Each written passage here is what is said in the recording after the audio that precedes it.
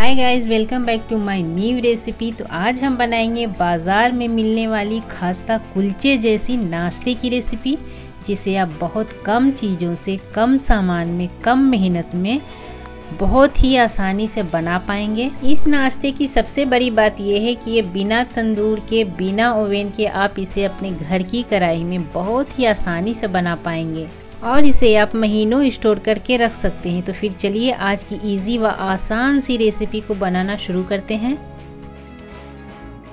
तो इस रेसिपी को बनाने के लिए हमने यहाँ पे गेहूं का आटा यूज़ किया है 1.5 कप। आप चाहें तो मैदे का भी इस्तेमाल कर सकते हैं। और मैंने 1 कप महीन वाली सूजी ऐड की है इसमें।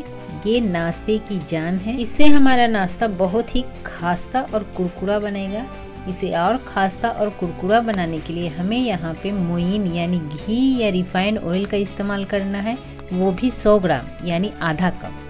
तो इस सूजी यानी आटे और सूजी के मिश्रण को हम अच्छी तरह से मिक्स कर लेंगे। मैंने यहाँ पे आधा कप घी का इस्तेमाल किया है, आप चाहें तो रिफाइंड ऑयल का भी इस्तेमाल कर सकती हैं। इसे डालने के बाद अच्छी तरह से मिक्स करेंगे ताकि तीनों मटेरियल आपस में अच्छी तरह से घुल मिल सके। हमने जो आटे में मोइन का इस्तेमाल किया है उसे कुछ इस तरह से मिक्स करेंगे ताकि आटे के हर रेशे में अच्छी तरह से एब्जॉर्ब हो सके और जब हम मुट्ठी को बांधें तो वो अच्छी तरह से बंध सके।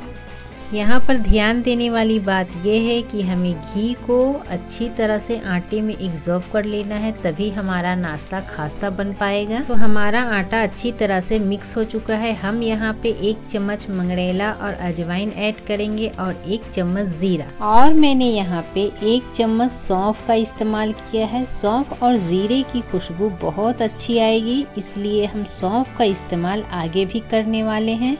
और मैंने यहाँ पे आधी प्याली सफ़ेद तिल का इस्तेमाल किया है। वज़न में ये 100 ग्राम है, आप कम या ज़्यादा अपने हिसाब से कर सकते हैं। इन सब को डालने के बाद हम अच्छी तरह से मिक्स करेंगे। तो चलिए, हमारा आटा अच्छी तरह से मेल्ट हो चुका है। हमने यहाँ पे 1.25 कप चीनी का इस्तेमाल किया है और आधा गिलास पानी को डालकर अच्छी तरह से मिक्स कर लिया। हमें चीनी को पानी में अच्छी तरह से नहीं घुलाना है, बल्कि आधा ही मेल्ट करना है, कुछ इस तरह से। जब ये इस तरह का हो जाए तो थोड़ा थोड़ा आटे पे पानी डालते हुए उसे मिक्स कर लेना है। यहाँ पर मैंने चीनी और पानी को अच्छी तरह से नाप कर लिया था, इसलिए मैंने एक बार डाल दिया है। बट आप ऐसा मत कीजिएगा वरना आटा गीला हो जाएगा।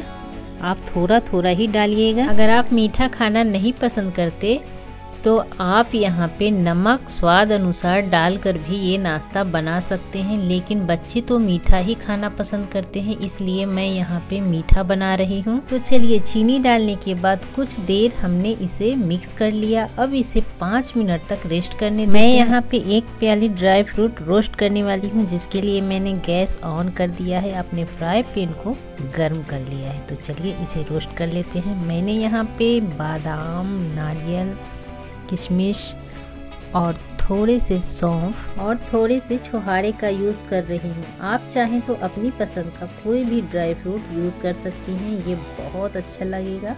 और इसे डालने से इस नाश्ते का स्वाद कई गुना बढ़ जाएगा। तो इसे आप अपनी मनपसंद का डाल सकती हैं। हमें इस ड्राई फ्रूट को सिर्फ हल्का रोस्ट करना है, जलाना नहीं है। तो अब ये हो चुका है, तो इस स्टेज पर आप इसे थोड़ा टॉस करके उतार लीजिए और ठंडा होने के बाद इसे मिक्सर जार में रख लीजिए। तो हमारा ये ड्राई फ्रूट ठंडा हो चुका है, तो हम इसे मिक्सर जार में रख लेते हैं और इसे दरदरा कूटेंगे, ज़्यादा महीन नहीं करना है। तो हमने कुछ इस तरह से इसे दरदरा पीस लिया है, आप देख सकते हैं। बाज़ार में जो नाश्ता मिलता है, इस तरह की बिस्किट बनती है, वो मैदे से बनी होती है, जिसे बहुत कम लोग खाना पसंद करते हैं। ये बहुत अच्छी क्वालिटी का बनेगा। हमने जो मिक्सचर को रेस्ट करने के लिए रखा था, उसे इसमें ड्राई फ्रूट को डाल देंगे और उसे अच्छी तरह से मिलाएंगे। मिलाने के बाद ये अपने आप ही कुछ इस तरह से मेल्ट होने लगेगा, क्योंकि हमने इसमें चीनी जो डाली थी तो आधी चीनी घुली थी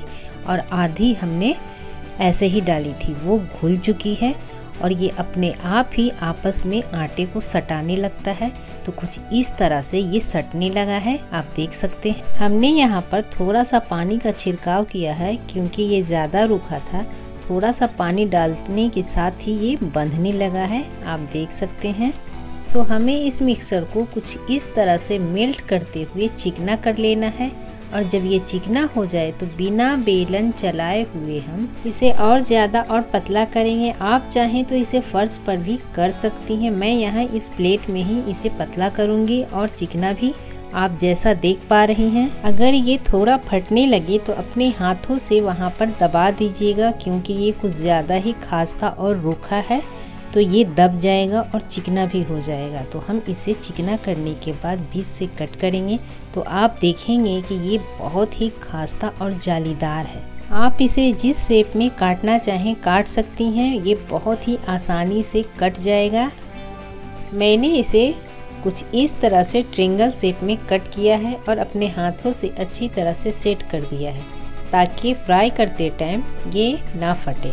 तो इसी तरह से सारे पीसेस को हम कट कर लेंगे। तो मैंने इसी तरह से सारे पीसेस को कट कर लिए हैं, जैसा आप देख पा रहे हैं। तो ये लग रहा है ना बिल्कुल बाजार जैसा। इसे आप बिना बेले ही अपने हाथों से कट करके सेट कर सकती हैं और इसके सारे कोने बहुत ही अच्छी तरह से सेट हो जाते हैं, जैसा कि आप देख पा रहे हैं। तो चलिए इसे फ्राई कर लेते हैं। तो इसे फ्राई करने के लिए मैंने लो फ्लेम पे तेल को गर्म कर लिया है। आपको इसे लो फ्लेम पे ही फ्राई करना है, वरना ये अंदर से पकेगा नहीं। ये बहुत कम तेल एब्जॉर्ब करता है, जैसा आप देख पा रहे हैं। मैं बस इतने ही तेल में सारे पीसेस को फ्राई करने वाली हूँ और ये सारे पीसेस फ्राई हो भी जाएंगे। आप देखिएगा, बनाइएगा, तब आप इसे देख पाइए। तो मैंने यहाँ पे एक बार में 7 पीस ही डाले हैं। आप अपना देख लीजिएगा कि आपके पैन में कितना आता है उतना डालिएगा। मैं यहाँ पे 7 पीस ही डाल रही हूँ, बाकी का मैं बाद में डालूंगी। इसे डालने के बाद 2 मिनट तक बिल्कुल नहीं छूना है, क्योंकि ये टूटने लगेगा। तो 2 मिनट हो चुके हैं, ये कुछ इस तरह से दिखने लगा है। तो हम इसे पलट देते हैं। तो सारे पीसेस पलटने के बाद इसे 2 मिनट तक फिर हम पकने देंगे ताकि अंदर से क्रिस्पी हो सके। तो इसे पकते हुए 2 मिनट हो चुके हैं और ये कुछ इस तरह से दिखने लगा है। तो चलिए इन सारे पीसेस को हम निकाल लेते हैं, क्योंकि ये पूरी तरह से तैयार हो चुके हैं। और अब हम इसी तरह से सारे पीसेस को हम फ्राई कर लेंगे। ये जितना ठंडा होगा उतना ही क्रिस्पी और कुरकुरा बनेगा। तो चलिए इसे हम एक प्लेट में निकाल लेते हैं। ये दिखने में ही काफ़ी लुभावना और टेस्टी लग रहा है। तो चलिए इसे अब हम सर्व कर लेते हैं। तो आपके घर में जब भी अचानक से मेहमान आ जाएं तो इसे आप परोस सकते हैं। ये बहुत ही टेस्टी, खास्ता और क्रिस्पी है। बच्चों को भी ये काफ़ी पसंद आने वाला है, क्योंकि ये मीठा है। बच्चे मीठा बहुत पसंद करते हैं। तो आप इसे टिफ़िन या लंच बॉक्स में भी दे सकते हैं, या 4 बजे का नाश्ता चाय के साथ भी खा सकते हैं। तो आज की ये रेसिपी आपको कैसी लगी? अगर आज की रेसिपी आपको पसंद आई हो तो वीडियो को लाइक कर दीजिएगा। अगर आप चैनल पे नए आए हैं तो चैनल को सब्सक्राइब कर लीजिएगा। मैं मिलती हूँ नेक्स्ट वीडियो में एक नई रेसिपी के साथ।